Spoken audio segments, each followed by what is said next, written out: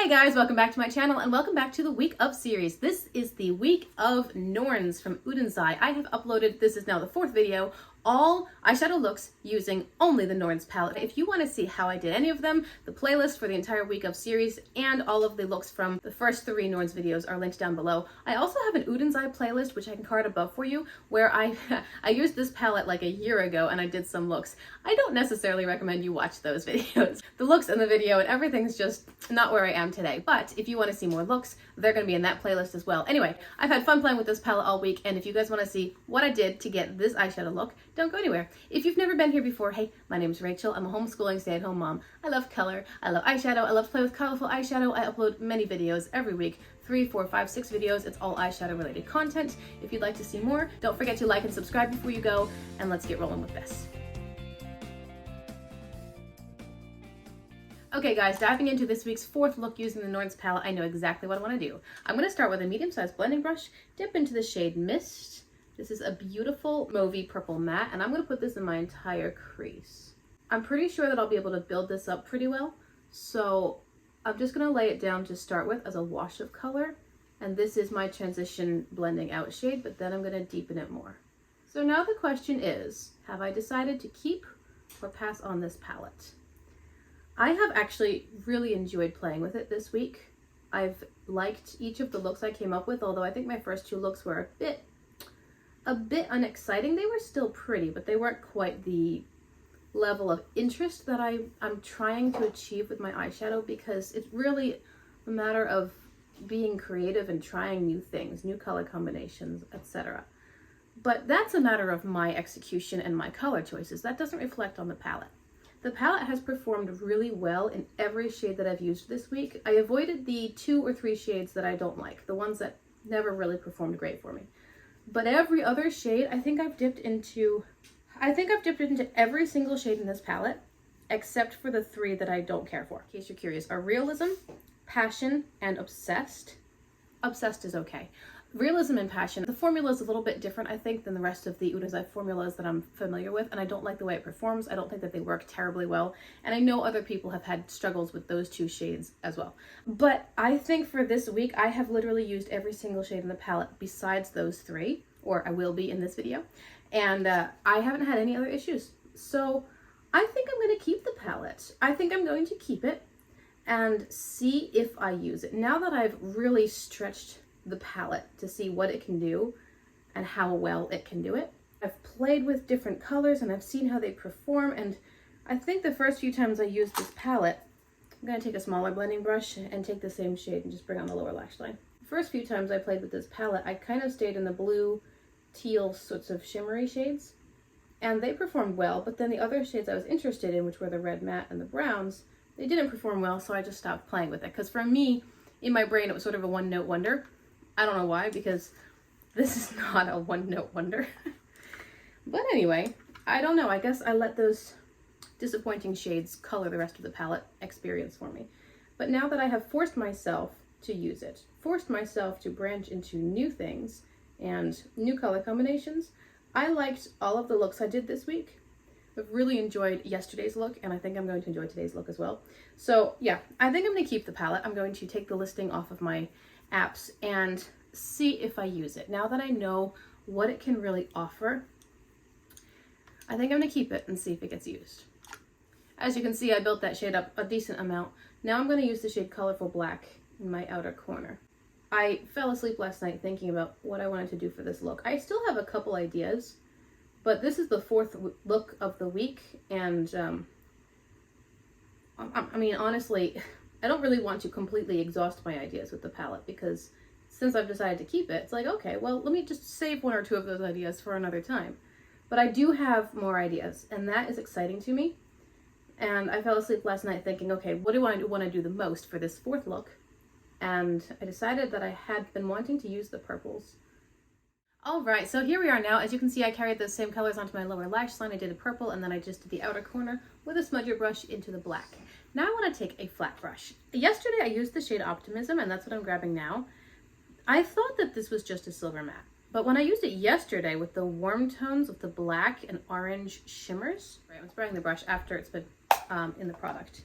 When I used this shade with the warm tones, it actually pulled very interesting colors. It wasn't a silver shimmer at all. It's more of a multi-dimensional shimmery silver based shade, but putting it with the warm tones brought out some kind of hints of gold. I think it's an interesting color. It's not a multi-chrome because, I mean, you look in the pan and it just looks kind of gray or silver, but it definitely has some other things happening with it. I think it's gonna pull out the colors that I pair it with. So I'm gonna take this shade.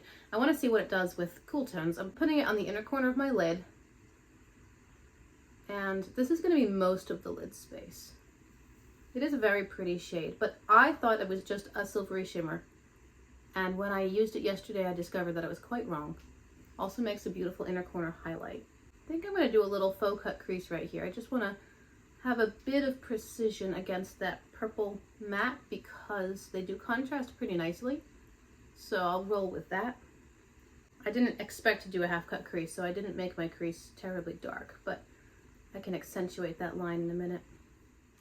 I'm sure that in my stinky lighting, you guys are not going to be able to see the different flecks of color in this shimmer, but it's really lovely. I'll just turn back and forth a little bit and zoom in. Hopefully you'll be able to see what I mean, at least to some degree. It is not a simple silver shimmer. It's definitely more interesting and impactful than that. I don't know. I see some gold in it. I see silver in it. I don't know. It's lovely. It's actually a really cool shade. Now I'm going to use that color later, but first I want to flip over my brush and I'm going to grab the last shimmer in the palette that I haven't used of the ones that I like. I don't know if you remember, in the first video, I think I mentioned that I wanted to use every shade on the bottom row because they were the most exciting. So flipping over my brush, I'm going to grab the shade Hallucination, which is a beautiful aqua shimmer. I'll spray it. I'm not grabbing much. I did not go in very heavily. I just want to put a little bit of this greeny aqua ocean mermaid sort of tone right here. I want to bring in a tiny bit of a different color. So I'm putting it where the Optimism shade meets the black matte. And again, I just dipped into the palette lightly. I did spray it, but this is not going to be a heavy application.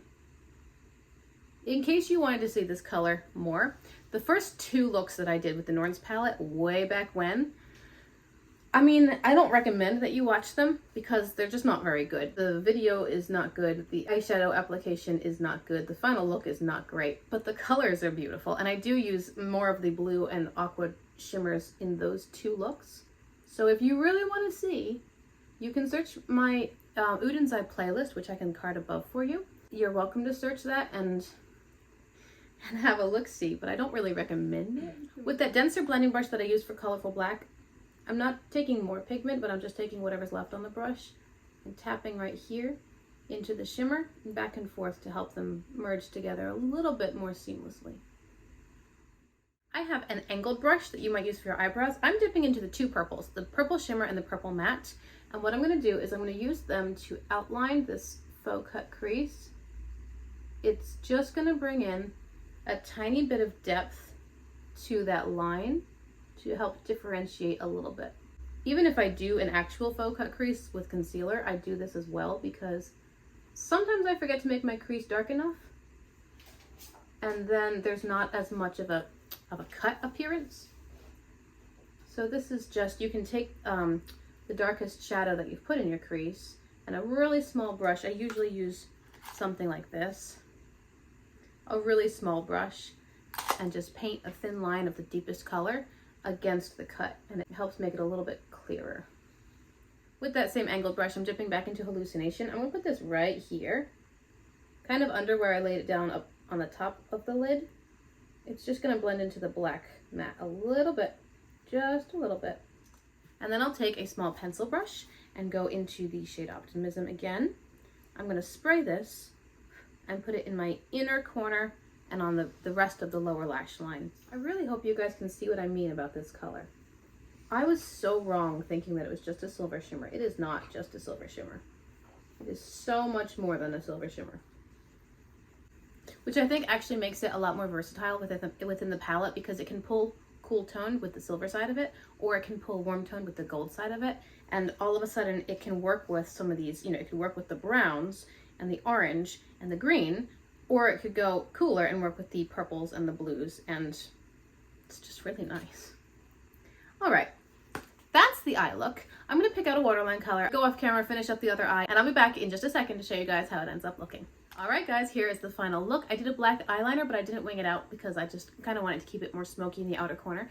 And then on my waterline, I used this shade from ColourPop's Creme Gel Liners. It's called Plum Smash, and it is this beautiful, deep magenta fuchsia kind of tone. It's really lovely.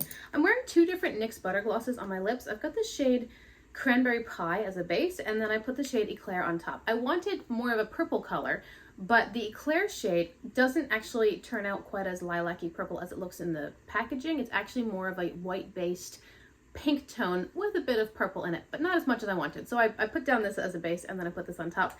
And I'm wearing the Nomad Around the World highlighter in the shade Kofa Ngan Moonlight. I think that's how it's pronounced. This is discontinued, so I can't link it below for you. And then I have the Milani Baked Powder Brush in the shade Dolce Pink.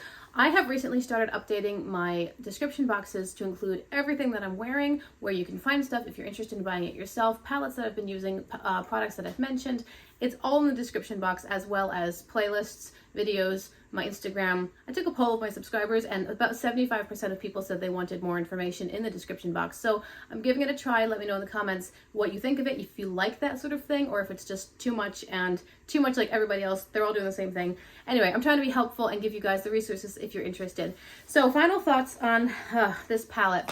After a week of using the Norn's palette from Udenzai, after having it listed on my secondhand apps to sell, and after having it in my collection for a year, or almost a year, but almost never touching it, I've decided to keep it. I have really enjoyed playing with this palette this week. I've actually been excited about the eye looks. I've been excited about dipping into different shades, more unusual color combinations, trying to stretch and challenge myself. It's been a lot of fun, and I have very much enjoyed each of the looks I've come up with. This one might be my favorite, actually. I'm really, really pleased with how this turned out. This is how I wanted and expected it to turn out, but it's just so satisfying when you've gotten your skills to a point where you can achieve what you're envisioning in your mind. It's very exciting. I encourage you to practice. If this is something that you'd like to get good at, definitely practice. It's worth it. Anyway, thank you guys so much for hanging out with me this week, for being with me through all these videos. I hope you liked the looks. Let me know which one was your favorite. I hope you enjoyed the content. And remember, there's a whole playlist, which is also in the description box, of my entire week of Wahala 2, now my entire week of Norns, and I have lots of other ideas. They're coming. Remember to like and subscribe, hit the notification bell if you want to see more, and I will see you guys again in my next video, which is going to be soon. Bye!